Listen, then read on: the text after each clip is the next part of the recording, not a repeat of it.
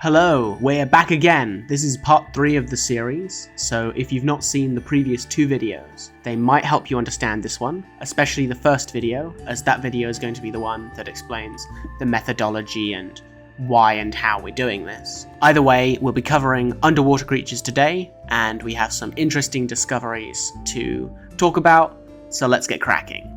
The aquatic creatures are interesting because unlike all the other creatures in Ark, they are mostly cut off from the rest of the world. It's a bit like when you're a kid and you asked your dad if a lion could beat a shark in a fight, and then your dad would have to scratch his head and figure out a way to tell you that they wouldn't ever fight because sharks live in the sea and lions live in the savannah, while also avoiding your dumbass kid brain responding, okay, but what if the lion had a submarine? And what I mean by this weird anecdote is that the aquatic creatures in Ark are isolated. They are off in their own little bubble, so comparing them to the non-aquatic creatures is somewhat silly, as they'll never fight them, they won't be in contact with them, and they won't be competing with them for specific roles in your tribe. And then the other elephant in the room, and I will butcher the name of them, Cnidaria. These prehistoric jellyfish are really nasty creatures, as they will knock you off of your dinosaur and then stunlock your dinosaur until it's dead, unless you can intervene by shooting the jellyfish, which is already a dangerous and somewhat difficult thing to do, as those jellyfish can stunlock you as well. But combined with the fact that everything on the underwater is aggressive towards you, and it creates a really nasty recipe for disaster. As while you're trying to kill some of the jellyfish to free your big scary sea creature and get you back on track, the swarming mantas and megalodons are going to eat you. It's not going to be fun, and jellyfish are very dangerous because of that. And what this means is that unlike the dinosaurs on the land, your choice over which sea creature to use may end up being more constrained, as being Cnidaria proof in some form or another is arguably a big enough deal that it becomes more important to choose jellyfish protection over having bigger DPS in the sea. So with all of that out of the way, let's go look at the dinosaurs. As always, we'll start at the start. So our first creature on the list is the Ichthyosaurus, and it starts off weird. One of the most annoying things about underwater creatures is that most of them can't swim backwards, which, fair enough, that's reality for you, but it makes actually hitting the training dummy a really difficult job to do. And that's sort of informative in and of itself. The Ichthy has a really small attack hitbox, which isn't ideal, and if it struggles to hit the training dummy that is still, then using it to attack other things is going to be just as much of a problem. However, the weirdness continues because the Ichthyosaur is also struck by some weird sort of animation issues. If you click as fast as you can, then the attacks will magically stop connecting some of the time, so you have to time the attacks. And that means that the Ichthy's best possible DPS, based on the animation speed alone, is unreachable, but would be quite considerable.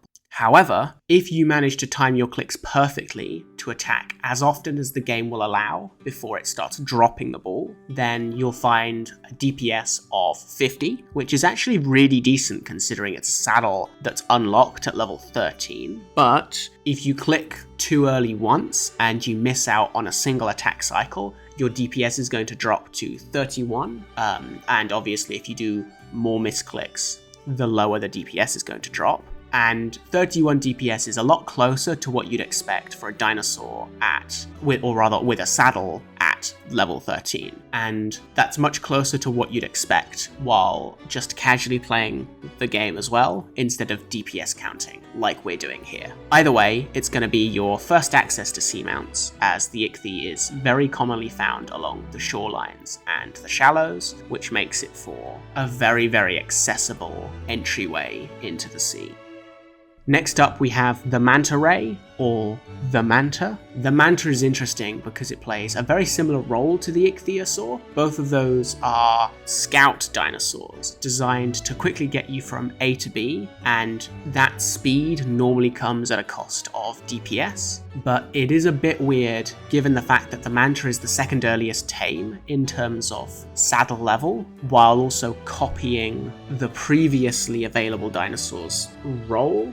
So if you're at this early stage of the game, one creature is already completely invalidating the other. But is it the manta or is it the ichthy that's better despite its lower level? Well, the manta is faster and has a higher base health, so I'd assume you wouldn't be surprised to see that the manta also has a higher DPS, clocking in at 59, which is better, I guess, but for the engram's level, this is average, if not marginally below average actually. Its saddle being unlocked at 29 makes it comparable to the Pachyrhinoceros, which has a significantly higher DPS at 88, but that leads us into the aquatic isolation conundrum, as sea creatures are so specialized that it seems a little silly to compare them to land creatures, as they're just not going to be competing with them. Finally, it's probably worth returning to the ichthyosaur just for a brief moment, as if we recall, there is an attack timing required for its DPS to reach 50, so if we instead take its DPS to be 31, it makes the manta a much more appetizing upgrade, which is important because the ichthy is infinitely easier to tame compared to the manta, so needing a boost in stats is important. I guess a good way to look at the two is to think about how iguanodons are normally considered a rich man's parasaur, as calling a manta or the manta a rich man's ichthyosaur probably works in a similar fashion, as the manta is strictly better than the ichthyosaur, but is more difficult and rarer to acquire, despite the fact that they do a very similar role and in all reality do that same role to a similar degree of success. Either way, the manta is what it is, so let's move on. So this is just a quick interjection. We've already covered the Sarcosuchus in the land carnivores video, but as it's semi-aquatic, I'd like to cover it very briefly here. In short, its saddle is first available at level 35 and it deals 88 DPS. That makes it good on the land, but that also makes it very, very competitive within its underwater cohort as well. And considering that this can be tamed on the land, it makes for a very decent creature to help you transition from the land to sea, especially considering that its 88 DPS is a lot higher than anything that we've talked about already, so don't sleep on the Sarco. On a similar note, the Basilosaurus is also a semi-aquatic creature that we have already mentioned in a previous video. Its saddle level is unlocked at level 40 and its DPS is 39. Let's move on. And that brings us to the Dunkleosteus. This is a really interesting spot. It's the Anki of the sea, as it's able to gather from rocks while underwater, which makes it very good at gathering metal. And more importantly for people playing online, that metal normally goes uncontested as it's under the water. And to top off the fact that it's great for gathering metal, the Dunkleosteus also has some stellar stats for its saddle level. Its DPS comes in at 101, which is really, really strong and puts it higher than the Giga, just for a bit of perspective. And to top it all off, its saddle level is only level 44, which makes it very similar to the Dire Bear, where it's an early to mid-game creature that is able to punch well above what you'd expect for its saddle level. So, are we sleeping on the Dunkleosteus? Have we completely overlooked an amazing creature to tame? Well, probably not. And I think the main reason is the jellyfish factor. The Dunkleosteus are kind of slow, and slow is a really big problem in the ocean, as you'll get swarmed and then lose the battle through attrition, or you'll meet jellyfish and you just won't be able to outmaneuver them because they're surprisingly fast little nightmares. To completely flip the scales, let's look at another mostly ignored creature. The Diplocaulus otherwise known as the living, breathing bag of oxygen, is a really strange little creature, and it's often overlooked as a rideable mount because it has no saddle and you can only ride it underwater. However, because the Diplocaulus can be used to refill your own oxygen, it makes it a very useful creature to have if you're planning on doing some underwater shenanigans before you have access to a set of scuba gear, which is an interesting niche. But can it fight back when you need it to? No. And I mean, look at it. What did you expect? It's got a DPS of 16, which puts it better at dealing damage when you compare it to an Ovis, I guess. But that's literally it. Don't get me wrong. Being able to fill your or refill your oxygen from the Diplocaulus while underwater, like deep underwater, is actually a really useful trick early game, but make sure you have a backup plan for when something starts to hunt you and your Diplocaulus down. Okay, so the next available creature with a saddle is the mighty king of sharks itself, the Megalodon. And shockingly, despite having a higher level requirement than the Dunkleosteus, the Megalodon actually has a worse DPS. With a saddle level of 47, the level of DPS we'd expect is around 65 on the low end and 80 on the high end. The Megalodon comes in pleasantly above that at 84, so the Megalodon does actually hit really well for where it's at, and hopefully that again puts into perspective how hard the Dunkleosteus hits. But not all is lost for the Megalodon either, as the Megalodon has access to bleed, meaning that on top of the 84 DPS that your enemy is going to have to suffer with, the enemy is also going to lose 1% of its health per second, which makes the shark really scale really well against tougher threats that have huge health pools. But to top it all off, they also get a pack bonus, which has a huge upper limit of +8. So one Megalodon with 8 of his friends should have a 5% damage increase per added pack member for a total of a 40% increase to damage, which in theory would lead to a DPS of 117, which is terrifyingly strong. And on top of that, you still have the extra bleed damage. So yeah, while alone, the Megalodon is still a pretty strong creature, if somewhat overshadowed by the Dunkleosteus.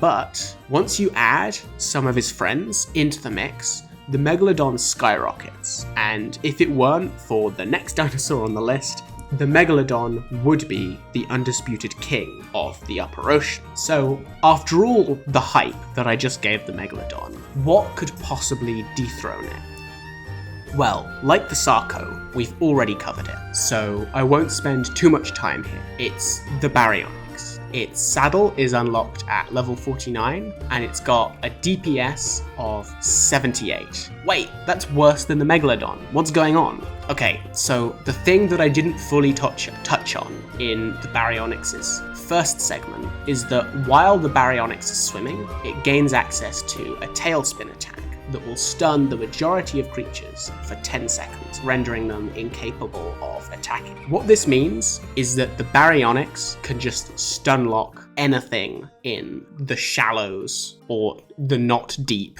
ocean, leading to easy victory. If we want to overcomplicate it, we can try and look at it as for every 1 second of DPS done to the Baryonyx gets to do an equivalent 11 seconds worth of DPS back.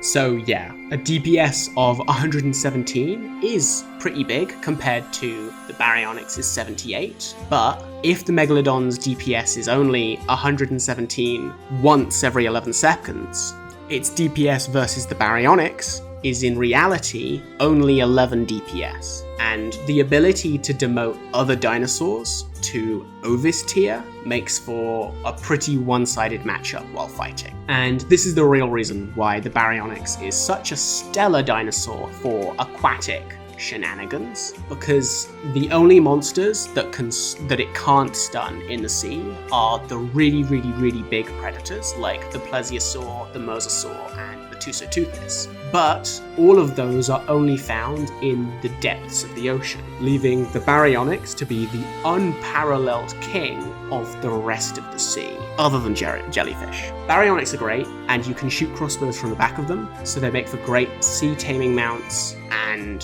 what's not to love? Okay, so after that tangent, what's next? Well, it's time to address the elephant in the water, jellyfish. There aren't really any great ways of dealing with the jellyfish, and getting caught in a swarm is one of the easiest ways to lose your tamed creatures. However, there is one significant form of counterplay to the Cynodera, and that is the next tame on our list, the Basilosaurus. So, DPS aside, the normal progression with the sea creatures is use a Baryonyx to help tame a Basilosaur, and once you've got a Basilosaur, you go on to tame the other creature that is also immune to jellyfish. And you stick with these because jellyfish are such a big threat that the extra DPS from creatures further down this list are invalidated by their size and inability to escape from jellyfish swarms, other than like the one last creature, but we'll come to that later. But we're here to look at the DPS of creatures, and so ignoring those further creatures is a bit silly. And speaking of DPS, the Basilosaurus is actually really good, coming in at 134 DPS, making the Basilosaur's DPS capabilities equal to the Rex. And honestly, that's really good, especially as the Basilosaur saddle is only level 60, making it very good at dishing out damage for its level. If we want to be super nitpicky, then a Megalodon pack, and more importantly, the Baryonyx, are arguably better at dealing with very high health creatures like high-level alpha Megalodons. But if we look at just simple DPS, the Basilosaur is stronger than both and is a really, really, really good tame. And the sea creatures are only going to get stronger the deeper we go. The first creature of the deep that we're going to talk about, the Plesiosaur, is an actual monster in terms of damage output. It deals a whopping 221 DPS, which is absolutely crazy.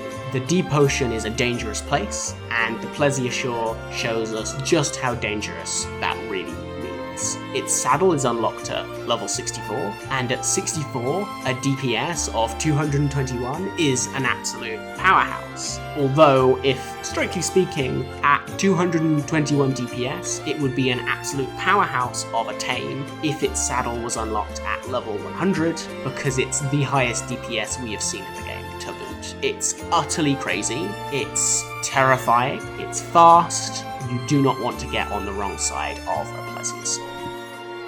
Okay, so taking a tangent to one of the saddleless creatures, the Liopleurodon is really awkward, but for completion's sake, I wanted to include it. The Liopleurodon is a weird magical oddball that, while in the wild, will just teleport into oblivion at the simple sight of you. So they can be really, really, really tricky to tame, but more importantly, they can't be kept permanently. They will disappear after 30 minutes of game time, and while that's kind of balanced considering their ability to make better loot appear inside of loot drops, however, it doesn't make the Liopleurodon an appealing choice for sea exploration or for damage dealing in any capacity, as sending it into combat is putting yourself on the fast track to losing your extra loot buff prematurely. However, if you're in a pinch and the Liopleurodon was the only dinosaur you had available, it's got a DPS of 84, which is actually pretty decent. Again, you probably don't want to use it for fighting, but if you can't avoid that, then the Liopleurodon will do you solidly.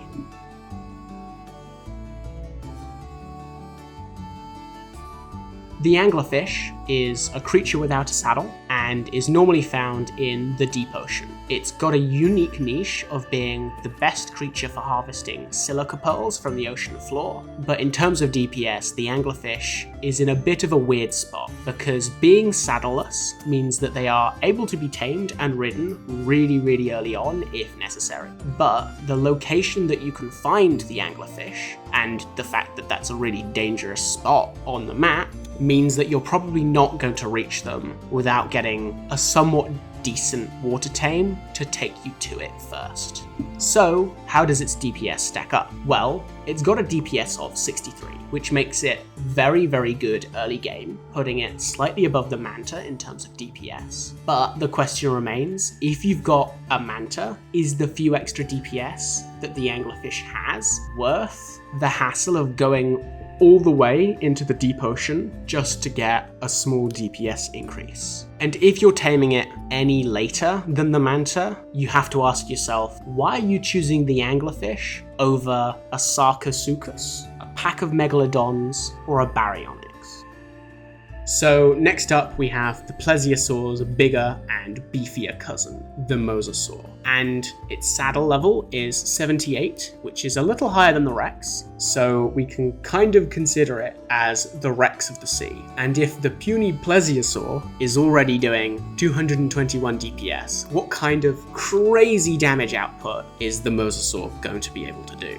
Well, enough teasing, the Mosasaur deals a crazy 176 DPS. That's lower than the Plesiosaur? What? Okay, so I'm not joking. The Mosasaur's DPS is 176. And if we ignore everything else, as in the Plesiosaur, that's still absolutely crazy and easily puts it very close to the top of dinosaurs that are able to deal DPS. And considering that all the monsters that deal higher DPS than the Mosasaur require specific situations to activate their high DPS, namely the Megalosaurus needs nighttime to get really crazy strong damage, the Mosasaur is still doing really well. Although arguably the Mosasaur being waterbound is a similar condition to have its high DPS. So what I'm trying to say is that the Mosasaur is far from bad. It's got very good DPS. It's just that the Plesiosaur has it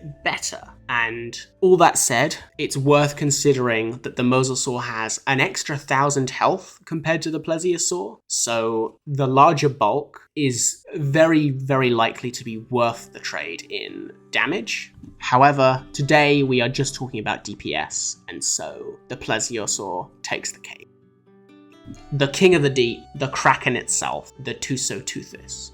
The Tuso is a really nightmarish creature to meet in the ocean, as it can grab any creature other than the Basilosaur, which forcibly dismounts you if you're riding it, and just like the jellyfish, once you've been dismounted, that's normally curtains for you. And if you're unlucky enough to stumble across an alpha Tuso in the wild, you'd better be prepared, otherwise you'll find yourself in a very sticky situation. However, is the Tuso just as powerful when it's in your hands? You need a very high level of 91 to unlock the engram for the Tuso's saddle, so I sure hope so. But is it going to be like the Mosasaur, where it's worse than the Plesiosaur, but with better health or weight? Or does it really live up to its title as the king of the deep? Well, I can reveal that the Tusoteuthis has a DPS of 273, which is staggeringly high. It's the highest in the base game, and it completely eclipses everything else. So the Tuso is an absolute monster, but on top of this staggeringly high damage, it's also got the ability to escape sticky situations by spraying ink everywhere, giving the squid a speed boost, and also giving your enemies a debuff that makes it harder for them to follow you. And to top it all off, while it will take damage and be slowed by jellyfish, you won't get dismounted while riding a Tusoteuthis, which all in all makes the squid a very strong contender for the best creature in the sea. So let's just take a look at some of the general trends that we're seeing within the sea creatures category. Firstly, and most apparent, is that sea creatures hit really, really hard. But weirdly, that also seems relatively balanced. Going back to what I said earlier about the sea creatures being isolated from the rest of the sort of dinosaur cohort, it leads to an interesting situation where sea creatures are absolutely vicious compared to their on-land counterparts, while also not making the land counterparts completely invalid. And if we think about it from a game design perspective, I think it makes a lot of sense to do it this way, as it makes the sea a very, very dangerous place to exist in, pushing players to only go there late game. And that lets the devs hide goodies in the sea, like the best loot drops, which also doubles up as a pretty good reason to go into the sea in the first place. The other major thing is that, as a whole, there seems to be a very clear form of progression in terms of DPS for sea creatures. If the creature is a higher saddle level than before, then it's more than likely going to have a better DPS than the creature that you're riding on. The only instance where this isn't the case is the Mosasaur and the Megalodon, and even then the Megalodon is only that way because of a technicality. As soon as you introduce the pack buff, the Megalodon skyrockets. So it's very easy to see